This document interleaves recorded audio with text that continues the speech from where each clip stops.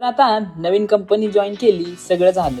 पण डिप्लोमावर आपल्याला थांबायचं नव्हतं आणि इंजिनिअरिंग करायचं मोटिवेशन मला माझ्या घरच्यांनी दिलं. आणि मला तर काही इंजिनिअरिंग करायची इच्छा नव्हती, पण पप्पा मम्मींचं म्हणणं होतं की आपल्याला शिक्षण तर पूर्ण करायचं आहे. मग काय, मम्मी पप्पांच्या सामने कुछ कोई बोल सकता है क्या, ऐसा म्हणत आपण इंजिनिअरिंगला ऍडमिशन घेतलं. या सगळ्याला डिप्लोमा नंतर 1 वर्ष गॅप पडला होता आणि अभ्यासापासून पण दुरावा झाला होता आणि रीलवर जरा जास्तच फोकस झाला होता. आणि याचा परिणाम आपल्या रिझल्टवर झाला. आणि त्यात ऑफिसचं काम करायचं आणि अभ्यास करायचं, हे सगळं मॅनेज करायला थोडं अवघड जात होतं. पण कसं तर मॅनेज केलं आपण.